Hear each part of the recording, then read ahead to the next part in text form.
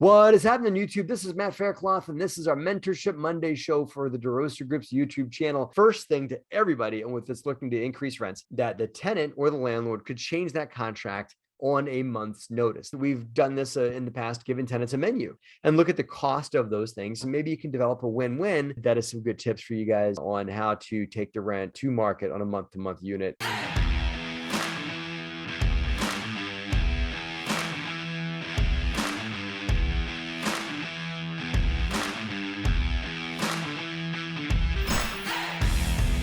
Like I said, my name is Matt. My company is called the DeRosa Group, and we are a real estate company dedicated to transforming lives through real estate. If you guys like what we do here on this YouTube channel, make sure you leave this video a thumbs up. Give it a thumbs up and subscribe to this channel. Smash the subscribe, like this video, leave a comment, all those crazy things. And I'd love to hear from you guys as well. And if you want to send us a question, you can email it to helpme@derosagroup.com. That is helpme@derosagroup.com, and I'll answer it here. Today's question comes from Kevin. Kevin, thank you for your question on Mentorship Monday.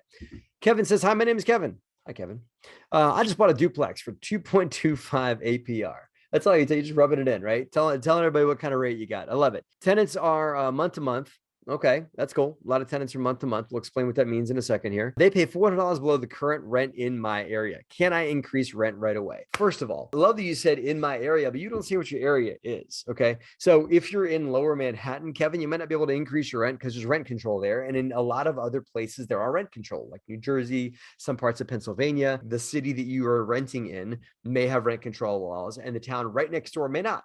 So you need to find out, first of all, Kevin, if the town you are in has rent control and what the regulations around that are. Even if your tenant's month to month, rent control laws may kick in and prohibit you from increasing rents, but for a certain percentage. So first thing to everybody, and with this looking to increase rents, research rent control. If it's not rent control, and Kevin lists this tenant to be on month to month, what that means is likely the tenant was on a 1-year lease or a 2-year lease or whatever it was, and that lease expired. And in most states, what that means is the tenant was like, let's say their lease expired on December 31st of the year. You get past December 31st, they don't have to move out right after that's up. They're allowed to stay in there and remain a tenant in the property. It's just their lease goes month to month, and their rent for what it was before the lease came up remains the same. They keep paying their rent and the landlord keeps receiving their rent. Then it's just an agreed upon month-to-month contract, meaning that the tenant or the landlord could change that contract on a month's notice. And sometimes the lease says on 2 months' notice.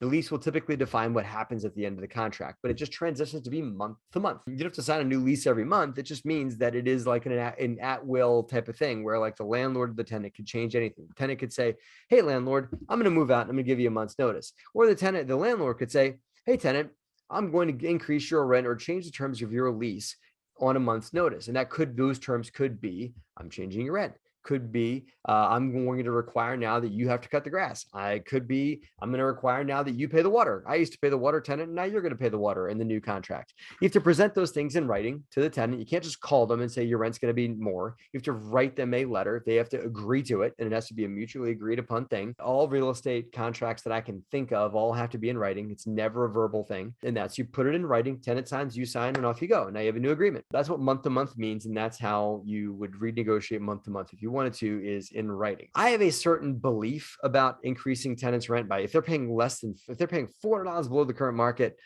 I get it. You want to get it up. If you go tell a tenant you're going to increase their rent by $400 or what, they may not be able to afford that. So I had to have a conversation with a tenant on what they can do, point out that everything around them is much more. It is my philosophy. As I said before, our company's mantra is transform lives through real estate. We as a company would likely not go and increase somebody's rent by $400 without doing something for them. Now, what I would do is I would say, could me or my property manager tour the apartment?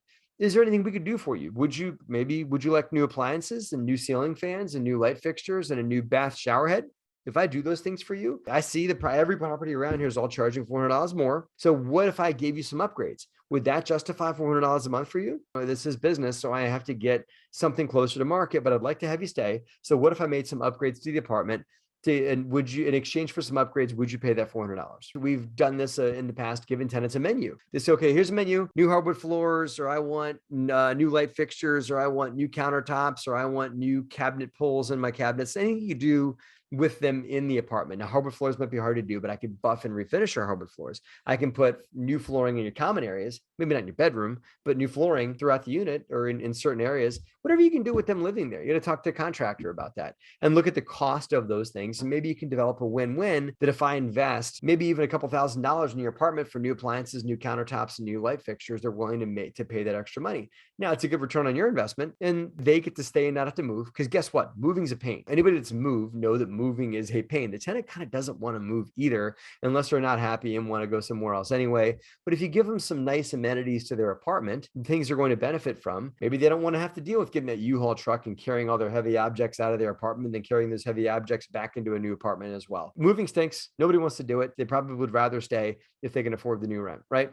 So that's what I would do if there is no rent control laws and if the tenant is a good tenant that's paying their rent on time. If they're not abiding by the financial standards you want to see, or they're just not able to pay that extra rent, maybe it's a mutually agreeable thing. You can give them a little bit more than a month's notice, but to vacate the property and you can move on, they can move on and move into a place they can afford. And it can be a win-win as well there too. But I would meet with them and offer them some upgrades in exchange for the new rent. That is my thought, Kevin. I hope that helps. That is some good tips for you guys on how to take the rent to market on a month-to-month unit very soon after closing, very soon after you take ownership if you'd like to. Help me at DeRosaGroup.com, guys. Help me at DeRosaGroup.com with your real estate questions, and I'll answer them right here on the YouTube channel for you and everyone else to learn from.